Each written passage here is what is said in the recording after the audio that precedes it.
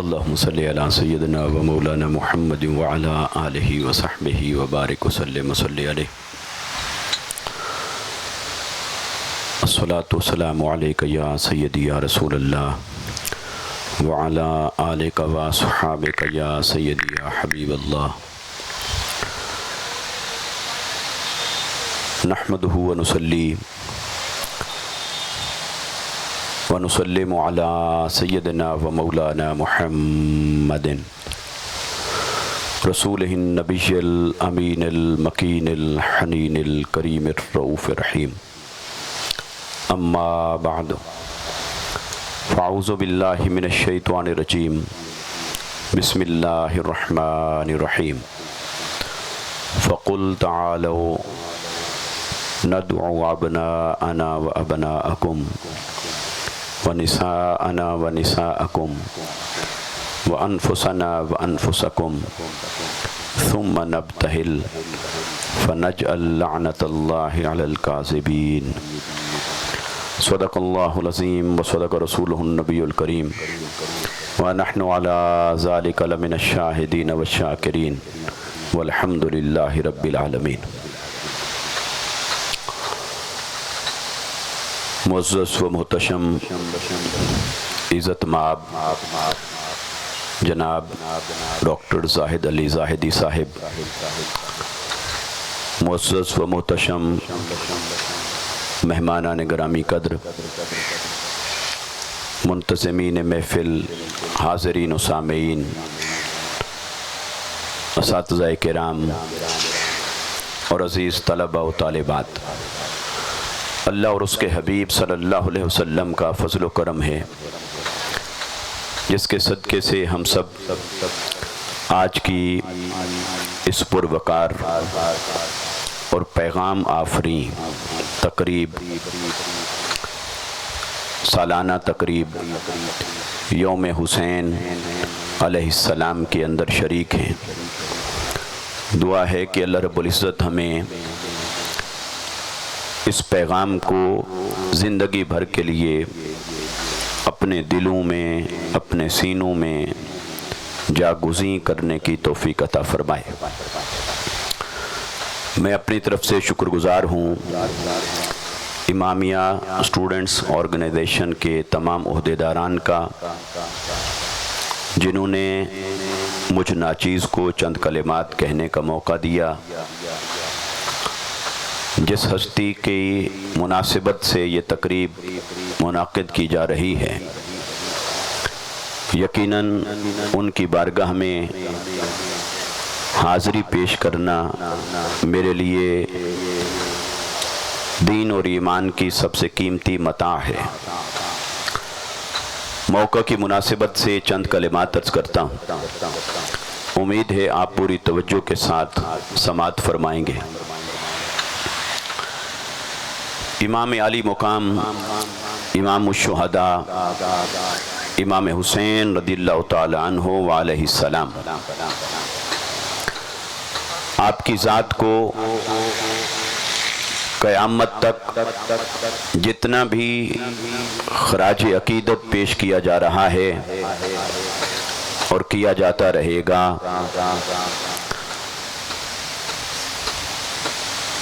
اس پر ایک سوال ذہن میں آتا ہے کہ آخر کیا وجہ ہے کہ اسلام کی ساری تاریخ شہادتوں سے بھری پڑی ہے، مگر ایک شہید کا تذکرہ ایسا ہے، چرچا ایسا ہے کہ کسی شہید کا ذکر اور تذکرہ دور دور تک اس کے مقابل و مماثل دکھائی نہیں دیتا۔ حالانکہ شہداء کی صف میں تو شہدائے بدر بھی کھڑے ہیں، شہداء کی صف میں شہدائے احد بھی موجود ہیں، 83 غزوات اور سرایا جو آقا علیہ الصلوۃ والسلام کی موجودگی اور آقا علیہ الصلوۃ والسلام کی ہدایت و رہنمائی میں لڑی گئیں، ان تمام کے شہداء بھی تو شہداء کی صف کے اندر کھڑے ہیں۔ پھر آخر کیا وجہ ہے کہ امت کے اندر جو پذیرائی، جو مقبولیت، جو چرچا شہادت امام علی مقام رضی اللہ تعالیٰ عنہ وعلیہ السلام آپ کو حاصل ہے، وہ کسی اور شہید کے حصے میں کیوں نہیں آیا؟ اگر کوئی کہے اس وجہ سے کہ یہ بڑی مظلومیت کے ساتھ شہادت ہوئی، تو مظلومانہ شہادتیں اور بھی ہوئیں۔ حضرت عثمان غنی رضی اللہ تعالیٰ عنہ کی شہادت بھی کوئی کم مظلومیت کے ساتھ نہیں ہوئی، مگر پھر بھی ہر شہید کا تذکرہ امام علی مقام رضی اللہ تعالیٰ عنہ کی شہرت کے سامنے ماند پڑ جاتا ہے۔ اگر ایمان اور وجدان سے پوچھا جائے تو یہ حقیقت نظر آتی ہے کہ اگر کائنات میں خود محمد مصطفیٰ صلی اللہ علیہ وسلم شہید ہوئے ہوتے، اللہ کا یہ وعدہ نہ ہوتا کہ واللہ یعصمک من الناس، کہ اللہ آپ کو محفوظ رکھے گا اور کوئی آپ کو شہید کرنے تک نہیں پہنچ سکے گا، اگر اللہ کا یہ وعدہ نہ ہوتا اور آپ خود بنفس نفیس شہید ہوئے ہوتے، تو آج کائنات شہادت کے اندر جو چرچا اور پذیرائی، جو امت کے احساسات اور جذبات شہادت محمدی کا استحقاق ہوتا، اللہ نے وہ سارا استحقاق اٹھا کر حسین کی شہادت اور حسین کی جولی میں ڈال دیا ہے۔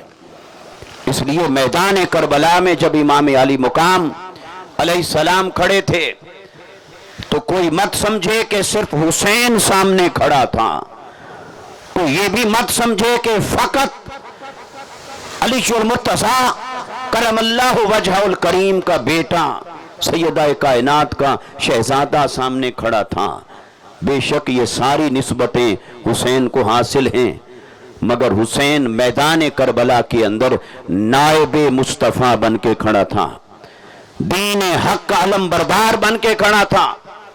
یہی وجہ ہے کہ ابھی یہ ہمارے عزیز طالب علم بھائی نے کہا کہ دنیا کا سب سے کثرت والا مذہب حسینی مذہب ہے، تو چونکہ طالب علم ہے اس نے اپنے اعتبار سے بات کی، مگر میں یہ سمجھتا ہوں کہ حسین کسی مذہب کا نام نہیں، حسین دین کا نام ہے، حسین کسی مسلک کا نام نہیں، حسین تو راہ ہدایت کا نام ہے۔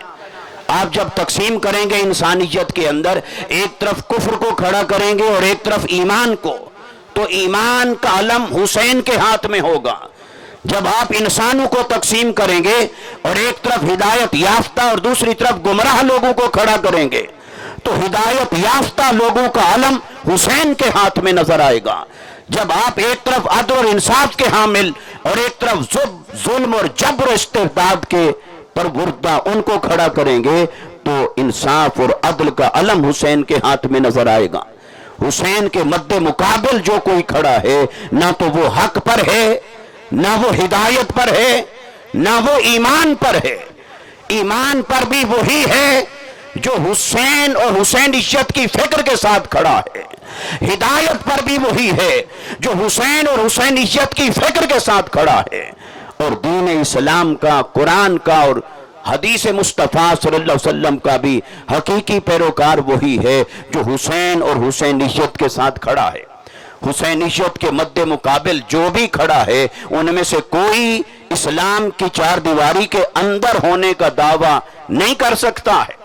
اسلام کے مد مقابل کھڑا ہونے، حسین کے مد مقابل کھڑا ہونے والا نہ تو کلمہ کو کلیم کر سکتا ہے، نہ اسلام کو کلیم کر سکتا ہے۔ امت مسلمہ نے اس کے ہر دعوے کو رد کر دیا ہے جس نے تلوار اٹھائی اور حسین کے مد مقابل کھڑا ہوا۔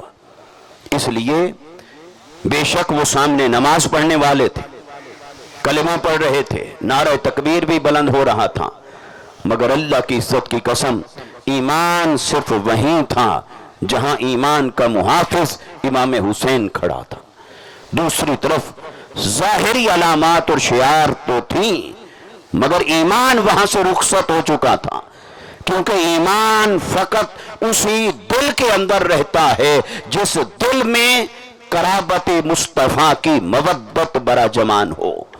جس سینے کے اندر قرابت محمدی صلی اللہ علیہ وسلم کی محبت، ادب اور تعظیم موجود ہوتا ہے، ایمان صرف وہیں ٹکتا ہے۔ باقی دعوے ہیں، ان دعووں کی کوئی حیثیت نہیں ہوتی۔ کوئی شخص اس بات کو اگر سمجھتا ہے کہ یہ مبالغہ ہے تو اسے اپنے آپ کو یہ سمجھانا چاہیے کہ حسین کے رشتے کی گہرائی کیا ہے مصطفیٰ کریم صلی اللہ علیہ وسلم کے ساتھ۔ جو لوگ یہ لکھتے ہیں، یہ کہتے ہیں یا یہ بیانیہ اسٹیبلش کرنے کی کوشش کرتے ہیں کہ کربلا میں دو لشکر تھے آمنے سامنے، اور وہ بھی صحابی کا بیٹا اور وہ بھی صحابی کا بیٹا، اور یہ کہہ کر تو حسین کی عظمت کو تھوڑا سا برابر سرابر کرنے کی ناپاک جسارت کرتے ہیں۔ ان کی خدمت میں یہ بات کہیں اور یہ ان کو کہنے کی، سمجھانے کی ضرورت ہے کہ حسین صرف صحابی کا بیٹا نہیں، حسین اس صحابی کا بیٹا ہے جس کے لیے مصطفیٰ نے فرمایا الحق مع علی وعلی مع الحق، کہ اگر تمہارے سامنے کبھی حق اور باطل التباس کا شکار ہو جائے، کبھی ایسا گرد و غبار اٹھ جائے کہ تمہیں معلوم نہ ہو پا رہا ہو کہ حق کہاں ہے اور باطل کہاں ہے، اور دونوں طرف دین کی ظاہری علامات اور شعار نظر آ رہے ہوں، تو حق کو پہچاننا چاہو تو فقط اتنا دیکھ لینا کہ علی کہاں کھڑا ہے۔ جہاں علی کھڑا ہوگا وہیں حق ہوگا، حق ہمیشہ علی کے ساتھ ہوگا، علی ہمیشہ حق کے ساتھ ہوگا۔ تو حسین پھر ان کے بیٹے ہیں، پھر حسین صرف صحابی کے بیٹے نہیں، قرآن نے مصطفیٰ کا بیٹا قرار دیا ہے حسین کو۔ میرے آقا صلی اللہ علیہ وسلم حسنین کریمین کی ولادت پر جب تشریف لائے اور حضرت مولا کائنات کرم اللہ وجہ الکریم سے فرمایا ہما ابنایا، اے علی بے شک یہ تیری صلب مبارک سے ہیں، تیرے نطفہ مبارک سے ہیں، حقیقتاً تیرے بیٹے ہیں، مگر میں مصطفیٰ یہ اعلان کرتا ہوں کہ آج کے بعد ان کا نسب میری طرف منسوب ہوگا، اور حسن اور حسین مجھ مصطفیٰ کے بیٹے ہیں۔ یہ اعلان تھا حضور صلی اللہ علیہ وسلم کا۔ تو اللہ نے فرمایا حبیب یہ جو آپ نے اعلان فرمایا حقیقت تو یہی ہے، لیکن کل کلاں جو حسین گریز قوتیں ہوں گی، حسین گریز مسالک طبقات ہوں گے، وہ جب حسین کی عظمت کی ناقدری کرنا چاہیں گے یا کسی دوسرے کے ساتھ 19-20 کے فرق کے ساتھ کھڑا کر کے برابر سرابر کرنے کی کوشش کریں گے، تو وہ کہیں گے وہ بھی صحابی کا بیٹا، وہ بھی صحابی کا بیٹا، اور کئی باتیں اور بھی بنائیں گے۔ کوئی کہے گا دو شہزادوں کی جنگ تھی، کوئی کہے گا اقتدار کی جنگ تھی۔ تو ایسے نظریے گھڑنے والوں کے لیے یہ جو آپ نے اعلان فرمایا کہ حسن اور حسین کو محض میرا نواسا نہ سمجھنا، نواسا تو ایک جنریشن کے بعد کا ریلیشن بن جاتا ہے نا، بیٹی کے بعد ریلیشن ہے، وہ انڈائریکٹ ریلیشن بن جاتا ہے۔ تو حسین کا آپ کے ساتھ انڈائریکٹ ریلیشن بھی ہے، ڈائریکٹ ریلیشن بھی ہے، فرسٹ ریلیشن بھی ہے، وہ آپ کا بیٹا ہے۔ مگر یہ اعلان جو آپ نے حدیث پاک میں فرمایا، آپ نے فرمایا تو حدیث بنی۔ تو کل کلاں ایک طبقہ تو وہ بھی آئے گا جو کہے گا ہم حدیث کو ہی نہیں مانتے، ہمارے لیے قرآن ہی کافی ہے۔ تو پھر جس نے حدیث کا انکار کیا وہ تو پھر چور دروازے سے نکل گیا، حسین کو ابن مصطفیٰ نہیں مانے گا۔ اور اگر کوئی حدیث کو مانے گا تو پھر وہ کہے گا حدیث کو تو مانتا ہوں لیکن بخاری میں آتی تب مانتا۔ بھئی آپ کیسے عالم ہیں؟ آپ سند حدیث سے بحث کریں، فن حدیث سے بحث کریں، اسماء الرجال سے بحث کریں، اس کی سند اور اس کے طرق سے بحث کریں۔ یہ بات کہاں سے آ گئی کہ بخاری میں ہے تو ٹھیک ہے، نہیں تو نہ صحیح؟ بخاری کوئی ہمارے رسول تو نہیں ہے، بخاری کا ادب اور احترام ہے صرف مصطفیٰ کی حدیثوں کی چھان بین کرنے کی وجہ سے۔ تو حدیث مصطفیٰ پر ہمارا ایمان ہے، وہ جہاں آئے، وہ جو کوئی لکھے، وہ جو کوئی تحقیق کر کے ہمارے سامنے پیش کرے۔ پھر کوئی یہ بھی کہہ سکتا تھا بھئی چلو صحاح ستہ میں آئے تو مانتا ہوں، پھر کوئی کہتا سند ضعیف ہے، راوی کمزور ہے، سند متصل نہیں، راویوں کی آپس میں ملاقات ثابت نہیں۔ اللہ نے فرمایا حبیب 10 چور دروازے فنی بنیادوں پر کوئی نکالنے کی کوشش کرتا پھرے تو وہ جو حسین تیرا ابن ہے، بیٹا ہے، شہزادہ ہے، اس بات کو میں اپنے قرآن کا حصہ کیوں نہ بنا دوں کہ قطعی ثبوت بھی ہو جائے، قطعی دلالت بھی ہو جائے، کسی کے پاس انکار کی گنجائش بھی نہ رہے، تو میں خود ڈکلیئر کر دیتا ہوں کہ حسین کا مصطفیٰ سے رشتہ کیا ہے۔ اور جب میں ڈکلیئر کر دوں گا پھر جس نے حسین کا انکار کرنا ہے وہ امام بخاری کے مد مقابل نہ کھڑا ہو، وہ پھر رب کے قرآن کے مد مقابل کھڑا ہو کے دکھائے۔ اگر حسین کا انکار کرے، حسین کے ابن مصطفیٰ ہونے کا انکار کرے، تو محض حدیثوں کا منکر نہ کہلائے بلکہ وہ قرآن کا منکر کہلائے، وہ رب رحمان کا منکر کہلائے، تو تب پتہ چلے کہ حسین کی عظمت کیا ہے۔ اللہ نے اعلان فرمایا آیت مباہلہ میں، فرمایا فَقُلْ تَعَالَوْا نَدْعُ أَبْنَاءَنَا وَأَبْنَاءَكُمْ۔ مباہلہ میں جب 70 نجران کے عیسائی آئے، آقا علیہ السلام کی بارگاہ میں 3 دن کم و بیش رہے، مناظرہ ہوتا رہا، مباحثہ ہوتا رہا، اور ایک ہی دلیل آخر میں ان کے پاس رہ گئی جو آج کل ہمارے پاس ہوتی ہے اکثر۔ وہ ایسی دلیل ہے جسے کوئی نہیں ہرا سکتا۔ وہ دلیل کیا ہے؟ وہ دلیل ہے میں نہ مانوں۔ یہ ایک ایسی دلیل ہے جس کا کوئی جواب نہیں کائنات کے اندر۔ تو وہ اسی بات پر جب رک گئے تو اللہ نے فرمایا حبیب انہیں کہیے، پھر مباحثہ ختم، مناظرہ ختم، پھر مباہلہ ہوگا، اور میدان میں نکلیں گے، دعا کریں گے، حق قائم رہے گا، باطل مٹ جائے گا۔ تو اس بات کے اوپر جب آیت مباہلہ اتری تو اللہ رب العزت نے کیا کلمات ارشاد فرمائے؟ فرمایا اے حبیب صلی اللہ علیہ وسلم، اس مباہلہ کے اندر کون کون شریک ہوگا؟ کون شریک ہوگا ادھر سے اور ادھر سے؟ تو اللہ نے فرمایا حبیب اس کی لسٹ میں خود بنا کے بھیج رہا ہوں، کون آئے گا کون نہیں، اسے کون جوائن کرے گا۔ یہ معرکہ ہے اہل حق اور اہل باطل کا۔ تو اہل حق تو سارے ہیں، سارے صحابہ اہل حق ہیں، سبھی اہل حق تھے، اس میں کوئی شک اور شبہ نہیں، مگر مباہلہ میں اہل حق کی نمائندگی کون کرے گا؟ اہل حق کی نمائندگی کا حق کس کو دیا جائے گا؟ تو اللہ نے فرمایا حبیب یہ فہرست میں جاری کروں گا۔ 3 لفظ ارشاد فرمائے، ابناءنا، تم اپنے بیٹے لاؤ، ہم اپنے بیٹے لائیں گے۔ کہ اللہ کو معلوم نہیں تھا کہ مصطفیٰ کے حقیقی بیٹوں کا تو انتقال ہو گیا، وصال ہو گیا، حضرت قاسم، حضرت عبداللہ، حضرت ابراہیم علیہ السلام۔ تو جب اللہ کو معلوم تھا بیٹے نہیں، تو کیا عربی زبان میں نواسے کا لفظ نہیں تھا؟ سبت اور اسبات کے لفظ استعمال نہیں ہو سکتے تھے؟ اور اگر عربی زبان میں کوئی لفظ نہیں تھا تو وہ خالق کائنات بھی ہے، خالق لغت بھی ہے، تو وہ چاہتا تو جو لفظ ارشاد فرما دیتا۔ اس نے کیوں فرمایا ابناءنا، بیٹے بیٹے بیٹے؟ فرمایا حبیب یہی تو موقع ہے اس کو ڈکلیئر کرنے کا، اعلان کرنے کا۔ آج ساری خلق کو بتانا ضروری ہے کہ مصطفیٰ کا بیٹا کون ہے۔ وہ جو تانا دیتا رہا کہ اب تر حقیقی بیٹے نہیں رہے تو دین آگے کیسے چلے گا، ماشاءاللہ بے نام و نشان ہو گئے۔ اس تیرے دشمن کو یہ سمجھانا ہے کہ مصطفیٰ کا وہ بیٹا جو دین مصطفیٰ کا وارث بن کے نکلے گا اور دین مصطفیٰ کو قیامت تک کے لیے زندہ و تابندہ کر دے گا اور دین مصطفیٰ کا لمبردار بنے گا، وہ حقیقی صلبی بیٹوں کا وصال ہو گیا۔ تو کیا ہوا؟ وہ بیٹا حسین ہے جو مصطفیٰ کے نسب کا بھی وارث ہے، مصطفیٰ کے فکر و نظریے کا بھی وارث ہے، مصطفیٰ کے دین، ہدایت اور ایمان کا بھی وارث ہے۔ تو ابن کا لفظ اور پھر یہ صیغہ جمع کا ہے، اور عربی میں گرامر کہتی ہے کہ جمع تو 3 سے اوپر سٹارٹ ہوگی، اردو انگلش ہے تو وہ تو 2 سے سٹارٹ ہوگی جمع۔ تو کیا آقا علیہ السلام نہیں جانتے تھے کہ چلو حکمن جیسے کسی کو بیٹا بنا رہا ہوں تو کسی تیسرے کو شامل کر لوں، چلو عدد پر تو عمل ہو جائے، مگر لغت بھی کھڑی تکتی رہ گئی کہ مصطفیٰ کر کیا رہے ہیں۔ جبرائیل بھی کھڑا تکتا رہ گیا، وہ لفظ لایا تھا ابناءنا، مصطفیٰ اپنے نواسوں کو لے کر جا رہے ہیں، انگلی پکڑائی امام حسن مجتبیٰ کو اور ہاتھوں پہ اٹھایا امام حسین علیہ السلام کو، اور میرے آقا مباہلے میں تشریف فرما ہوئے، اور قرآن کی خاموشی نے مشیت خدا بھی بتا دی اور فیصلہ مصطفیٰ بھی بتا دیا کہ حسن اور حسین کو صرف مصطفیٰ کا نواسہ نہ کہتے سمجھتے رہنا، حسن اور حسین مصطفیٰ کے نواسے بھی ہیں، مصطفیٰ کے بیٹے بھی ہیں، مصطفیٰ کے فکر و نظریے کے وارث بھی ہیں۔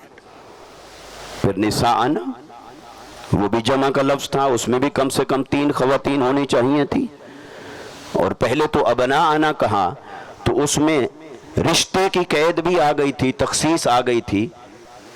تو اب تو نساءنا اوپن ورڈ تھا. نساءنا میں ازواج بھی شامل، بنات بھی شامل، امات خالات بھی شامل، صحابیات بھی شامل. یعنی ایک لفظ ہوتا ہے ماں، بیوی، بہن، بیٹی، یہ جنس کو بھی بیان کرتا ہے اور رشتے کو بھی بیان کر دیتا ہے. لیکن ایک لفظ عورت وہ صرف جینڈر کو ڈسکرائب کرتا ہے، اس کے ساتھ ریلیشن کیا ہے اس کو ڈیفائن نہیں کرتا. تو قرآن نے تو آگے اوپن ورڈ دیا، کہا نساءنا، اب خواتین کو لائیے. تو آقا علیہ السلام چاہتے تو اپنی ازواج کو، صحابیات کو، جس کو چاہتے لیتے اور کم سے کم 3 کے عدد پر عمل کرتے. لیکن آقا علیہ السلام نے اکلوتی تنہا سیدہ کائنات خاتون جنت فاطمہ زہرا سلام اللہ علیہا کو لیا، اور میرے آقا نے گویا عمل مبارک سے اعلان فرما دیا کہ لوگوں سنو، جہاں سیدۃ النساء آ جائے وہاں کسی اور کی حاجت نہیں رہتی. اور اس مباہلے اور حق اور باطل کے معرکہ کے اندر میرے لیے فاطمہ کافی ہے، میرے لیے فاطمہ کافی ہے، میرے لیے فاطمہ کافی ہے. یہ میرے آقا صلی اللہ علیہ وسلم کا عمل مبارک بتا رہا ہے. اور پھر ایک لفظ رہ گیا، ادھر علی المرتضیٰ بھی کھڑے تھے، انفسنا و انفسکم. اب حضور انہیں چھوڑ کے نہیں جانا چاہتے تھے، مگر لگتا یوں ہے کہ ایک نظر علی کے چہرے کو دیکھا ہوگا، ایک نظر قرآن کی لسٹ میں آنے والے 3 کلمات کو دیکھا ہوگا. اے علی تجھے ابناءنا میں شامل کروں؟ نہیں، آپ تو چچا زاد بھائی ہیں. نساءنا میں شامل کروں؟ وہ بھی نہیں ہو سکتا. تو میرے آقا نے کس لفظ میں علی کو کنسیڈر کر کے ساتھ لیا مباہلے کے اندر؟ وہ ایک ہی لفظ تھا، انفسنا و انفسکم، تم خود آؤ ہم خود آئیں گے. تو گویا مصطفیٰ نے علی کو خود میں شامل کر کے مباہلے میں ساتھ لیا تھا. تو جب علی کو مصطفیٰ نے خود میں شامل فرما لیا ہو تو آج کسی کو اعتراض ہے کہ جسموں کا جسمی و لحموں کا لحمی، اس حدیث کی سند کا ضعیف ہے، یہ کمزور ہے، فلاں نے لکھا فلاں نے نہیں لکھا. بھئی کمزور ہے تو ہو، مگر کیا قرآن سے کنفلکٹ کر رہی ہے؟ تو ہمارے عقیدے کی بنیاد تو اس حدیث پر نہیں، حدیث تو اسے تقویت دے رہی ہے، بنیاد تو قرآن پر ہے. انفسنا و انفسکم، جب قرآن نے کہا اور مصطفیٰ نے عمل فرمایا کہ تم خود آؤ ہم خود آئیں گے، تو علی کو تو مصطفیٰ نے خود میں شامل فرما کے ساتھ لیا تھا.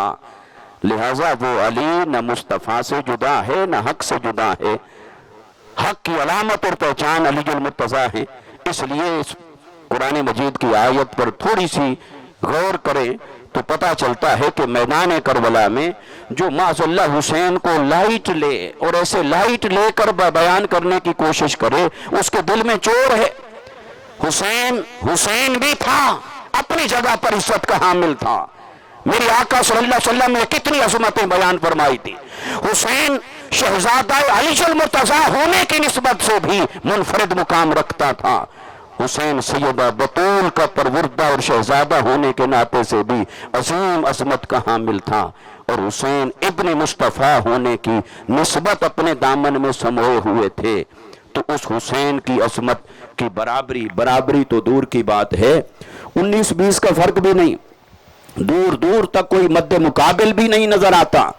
اس لیے عزیز طلبہ و طالبات اور معزز و محترم حاضرین و سامعین، میدان کربلا میں جب امام عالی مقام کی ذات مصطفیٰ کے ساتھ اس رشتے کی اہمیت کو کوئی اپنے دل سے مانتا ہے تو وہ یہ کہنے پر مجبور ہو جاتا ہے کہ سامنے والوں کے نہ کلمہ کو دیکھو، نہ داڑھی کو دیکھو، نہ امامے کو دیکھو، نہ نماز اور اقامت کو دیکھو. جس سمت حسین کھڑا ہے ایمان بھی یہی ہے، ہدایت بھی یہی ہے، حق بھی یہی ہے، اور یہی حق ہے اور یہی حق ہے. اس لیے اب پیغام کی بات کرتا ہوں آخر میں، اور پیغام اس بات کے اندر پنہا ہے کہ امام عالی مقام نے کس وجہ سے یزید کی بیعت کا انکار فرمایا تھا. اور جب آپ مدینہ پاک سے نکلے تو آپ نے گورنر مدینہ کو فرمایا میرے جیسا اس جیسے کی بیعت کرے. یہ کہاں لکھا ہے؟ کیوں انکار کیا؟ کیا یزید کو حکومت کرتے کرتے کچھ وقت ہو گیا تھا؟ اور اس نے حدود اللہ کی خلاف ورزی کر لی تھی، اور پھر امام علی مقام کے لیے اتمام حجت ہوا اور وہ کھڑے ہوئے اور جا کر للکارا، وہ تو کوئی ٹینیور نہیں گزرا، بس وہ تخت پہ بیٹھا، دمشق سے گھوڑا دوڑا، مدینے پہنچا، گورنر کے پاس، حسین کو بلاؤ بیعت لو، اور آپ نے انکار کر دیا۔ تو اس کا مطلب کیا ہوا کہ امام علی مقام کا سٹانس کیا تھا اس وقت یزید کا انکار کرنے کے لیے؟ بنیاد کیا تھی؟ آرگومنٹ کیا تھا؟ وہ آرگومنٹ دو بنیادوں پر کھڑا ہے۔ پہلی بنیاد یہ ہے کہ یزید اس منصب پر بٹھائے جانے کے اہل نہیں، لہذا حسین نے قیامت تک آنے والے لوگوں کو آزادی اور حریت کا ایک پیغام دے دیا کہ اپنے اوپر صرف اسی کو حکمران تسلیم کرنا جو اہل ہو، اور جو اہل نہیں وہ یزید ہے، اور جو اہل ہے وہ حسینیت کا پیروکار ہے۔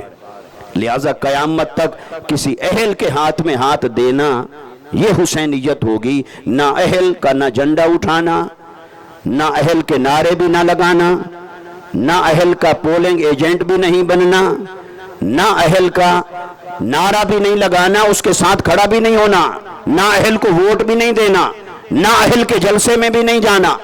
جس میں اہلیت نہ ہو، نہ کردار ہو، نہ اخلاق ہو، نہ دین ہو، نہ ایمان ہو، نہ دیانت ہو، جس کے اندر اہلیت نہیں ہے اسے کبھی قبول نہ کرنا، یہ حسینی فکر کی پہلی بنیاد ہے۔ اور دوسری بنیاد یہ ہے کہ اہل کو بھی تب ماننا، اقتدار پر بیٹھے ہوئے اہل کو بھی تب ماننا جب وہ ڈیو پروسیس سے گزر کے آئے، جائز طریقے پر اقتدار پر پہنچے، جائز طریقے پر۔ نامزدگی اسلام کے مطابق جائز اور حلال طریقہ نہیں، نامزد کر دینا یہ اسلام کے مطابق نہ تو جائز ہے نہ حلال ہے۔ وَأَمْرُهُمْ شُورَىٰ بَيْنَهُمْ، قرآن نے ایک ہی اصول دے رکھا ہے از اول تا آخر کہ امر کا معاملہ شورائیت کے ساتھ ہوگا، امیر کا معاملہ شورائیت کے ساتھ ہوگا۔ اگر وہ اسلامی شورا سے پاس ہو کر آیا ہے اور اہل بھی ہے تب اسے قبول کرنا، اور اگر دونوں میں سے کوئی ایک کرائیٹیریا مس ہو جائے، یا تو وہ اہل نہ ہو اور اہل بھلے ہوتا پھرے مگر وہ خرید و فروخت کے نتیجے میں اقتدار تک پہنچا ہو، سازش کے نتیجے میں اقتدار تک پہنچا ہو، اپنے والد اپنے رشتوں کو استعمال کر کے سیڑھی پر چڑھ کے پہنچا ہو، اسے کبھی قبول نہیں کرنا، وہ یزید ہوگا اپنے دور کا۔ آج امت کو یہ پیغام سمجھنے کی ضرورت ہے۔ ہم گزرے ہوئے یزید پر لان تان کرنے میں جتنا وقت لگاتے ہیں، کیا اپنے دور کے یزید کو بھی اتنا پہچاننے میں کبھی وقت لگایا؟ اپنے دور کے یزید کے خلاف کھڑے ہونا یہ حسینیت ہے، اپنے دور کے یزید کو پہچاننا یہ حسینیت ہے۔ اب سادہ سی بات ہے کہ جو ہر دور کا یزید ہوگا اس کی کیا نشانی ہے؟ ہاں، یزید اور یزیدیت نام ہے ظلم کا، یزید اور یزیدیت نام ہے جبر اور استبداد کا، یزید اور یزیدیت نام ہے دین مصطفیٰ کا مذاق اڑانے کا، یزید اور یزیدیت نام ہے اسلام کے مقدس مقامات کی حرمت کو پامال کرنے کا، یزید اور یزیدیت نام ہے حدود اللہ کی خلاف ورزی کرنے کا، یزید اور یزیدیت نام ہے اقتدار کو اپنے باپ کی جاگیر سمجھنے کا، یزید اور یزیدیت نام ہے ناجائز طریقے سے طاقت پر قبضہ کرنے کا۔ یہ ہر دور میں یزید کے ہتھ کنڈے اور طریقے ہوں گے، اور ہر دور کا جو حسینی پیروکار ہوگا، حسینی فالوور ہوگا، اس کا کیا طریق ہوگا، کیا نشانی ہوگی؟ وہ ہمیشہ ہر باطل کے سامنے انکار بن کے کھڑا ہوگا، وہ ہمیشہ حق کا علمبردار بن کے کھڑا ہوگا۔ وہ صرف نماز روزے اور حج پر خوش نہیں رہے گا، وہ دیکھے گا نماز روزے حج کے احکام جہاں سے انفورسمنٹ ہوتی ہے وہاں کون بیٹھا ہے۔ صرف مسجدوں پہ خوش نہیں رہے گا کہ حج ہو رہا تھا، حج تو امام علی مقام کے سامنے بھی ہو رہا تھا، مگر ہر کوئی جب مینا کی طرف قربانی کے مقام کی طرف بڑھ رہا تھا، حسین اپنے قربانی کے مقام کی طرف بڑھ رہے تھے۔ اس لیے ضرورت اس بات کی ہے کہ ہم حسین کے ذکر کو اپنی زندگیوں میں شامل کریں اور لمحہ لمحہ اپنی ہر سانس کے ساتھ اس سے جڑے رہیں، اور حسین کی فکر کے ساتھ جڑے رہیں، یہی حسینیت ہے۔ اور انشاءاللہ انسان کو بیدار تو ہو لینے دو، ہر قوم پکارے گی ہمارے ہیں حسین۔ حسین حق کا نام ہے، جو بھی حق کا علمبردار ہے اسے حسین کے جھنڈے کے نیچے آنا ہوگا۔ کوئی مذہب مسلک ایسا نہیں ہو سکتا جو حسین سے بیزار ہو اور اپنے آپ کو اسلام کے اندر کلیم کرتا ہو۔ اسلام کے اندر اسی کا رائٹ ہے فقط جو اپنے آپ کو حسین کی محبت سے سرشار سمجھتا ہے۔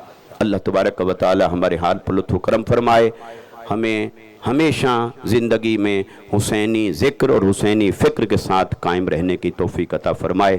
میں آخر میں اپنی طرف سے، تحریک منہاج القرآن کراچی کی طرف سے آپ کا، تمام حاضرین کا، مہمانان گرامی کا، بالخصوص جو منتظم ہیں Imamia students organization Karachi, university of Karachi کا شکر گزار ہوں۔